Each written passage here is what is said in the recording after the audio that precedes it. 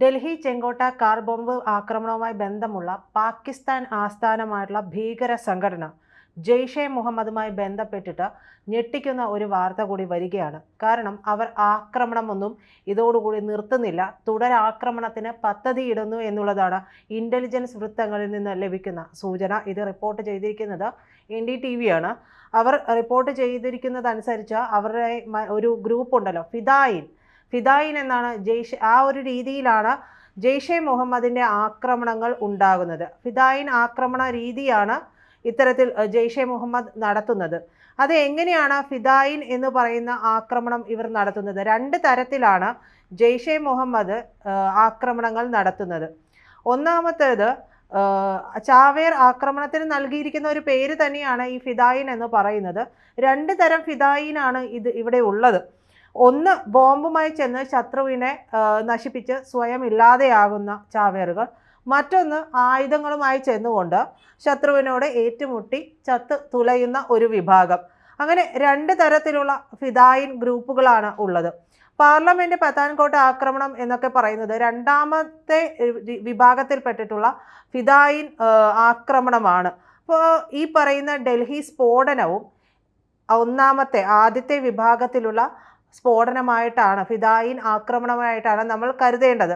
എന്തായാലും ഇത്തരത്തിലുള്ള ഫിദായിൻ ആക്രമണത്തിന് തന്നെ മറ്റൊരു സീരീസിന് തന്നെ ജെയ്ഷെ മുഹമ്മദ് തുടക്കമിടുന്നു, അല്ലെങ്കിൽ അതിന് പദ്ധതിയിടുന്നു എന്നുള്ളതാണ് ലഭിക്കുന്ന വിവരം.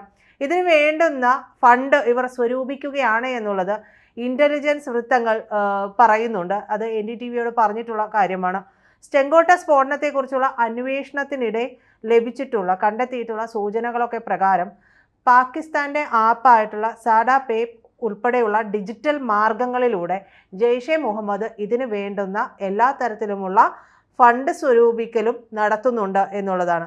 സ്ത്രീകൾ നയിക്കുന്ന ആക്രമണത്തിന് കൂടി ഇവർ പദ്ധതി ഇടുന്നുണ്ട് എന്നുള്ള വിവരം കൂടി ഇതിൻ്റെ കൂടെ ഇന്റലിജൻസ് വൃത്തങ്ങളിൽ നിന്ന് നമുക്ക് കിട്ടുന്നുണ്ട്.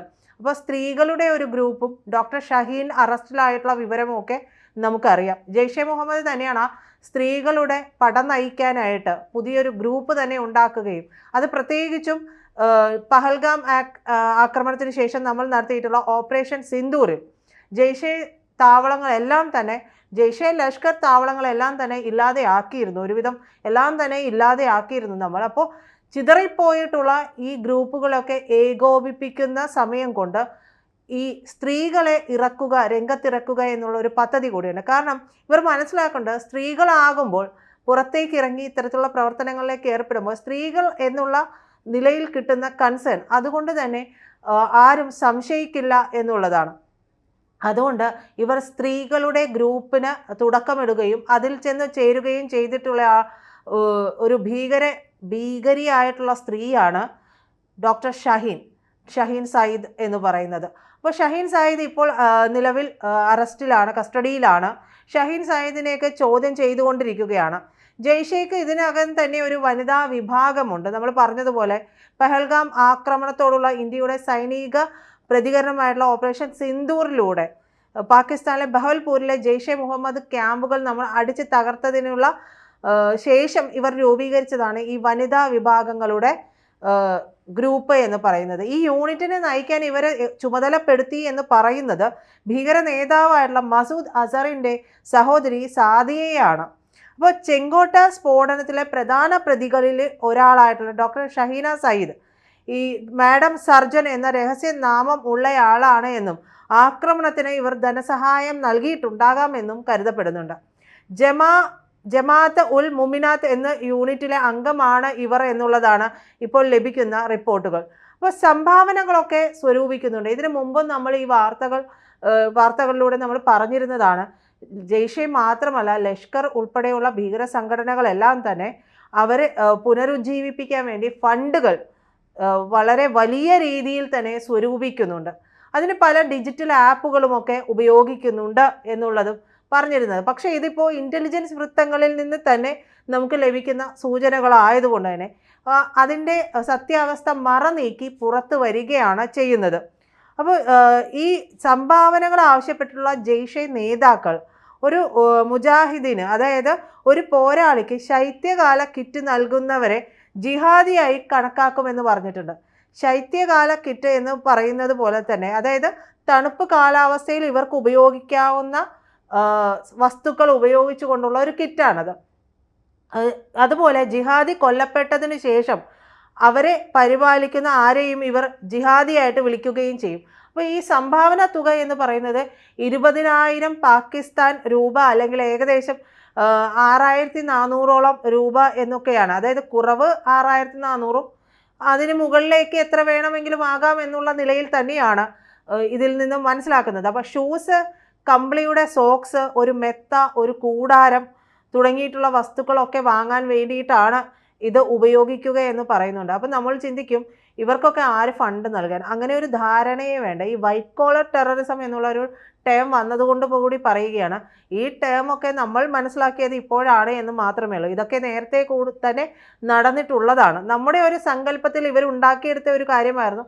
തീരെ പണമില്ലാത്ത ആളുകളെ സ്വാധീനിച്ച് അവർക്ക് പണം നൽകി ഇവരെ ഭീകരപ്രവർത്തനങ്ങൾക്ക് ഉപയോഗിക്കുക എന്നുള്ളത്.